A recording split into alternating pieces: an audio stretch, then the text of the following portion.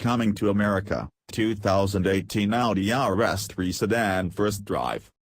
Audi's Quattro division never let us have the giant killing, all-wheel drive RS3. Too sophisticated for the US, they said. Too European. And we only make it as a Sportback, that's hatchback to you. You wouldn't like it. You're more SUV kind of people. Others, those in Quattro's special we like you countries, bought the RS3 and constantly raved about it, insisting its handling made the Mercedes-AMG A45 look ponderous, because, well, it is, its packaging was terrific, and the noise, they said. The noise. Over and over, the noise.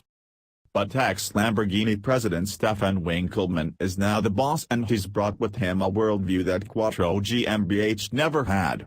And despite being busy changing the letterhead to Audi Sport, Winkelmann found time to think about America.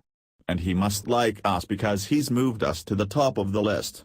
Not only will we get the facelifted RS3, with its new, lightweight 5-cylinder turbo motor crunching out 332 pound-feet of torque and 400 horsepower, we'll get it in a crisply styled 3-box sedan.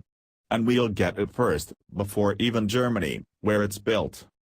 The RS3's 2.5-liter 5-cylinder has enough power to hurl it to 62 miles per hour in 4.1 seconds and, thanks to launch control, the ability to do so repeatedly.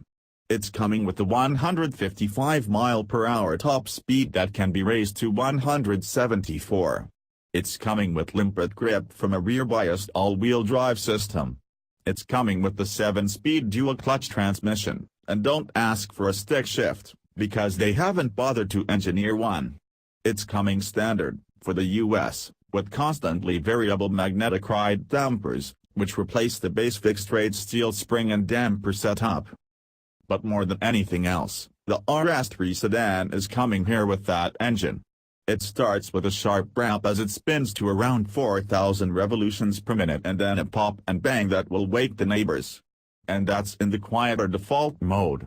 It's like an angry man who always wakes up looking for a fight and, finding he can't get one, barks out the last word anyway. Except it never really goes quiet. It goes less loud, but not quiet. Quiet is not in the repertoire. The engine is what dominates this car and the noise dominates the engine.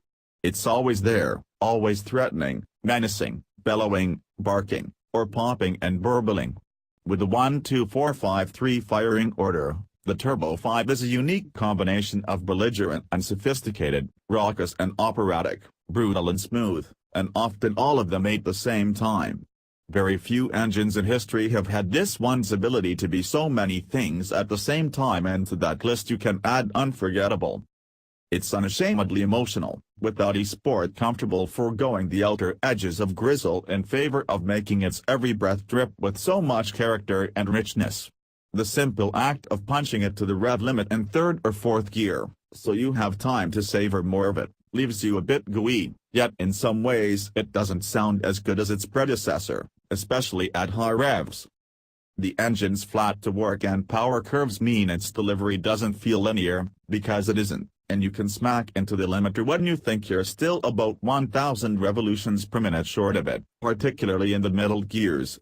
The sound of the engine rises to its sonorous best early, because that's where people use it most often, and works to hold the note as it gets louder, rather than tweaking the timbre as the revs rise. But that's one of the few criticisms you could make of it. Yeah.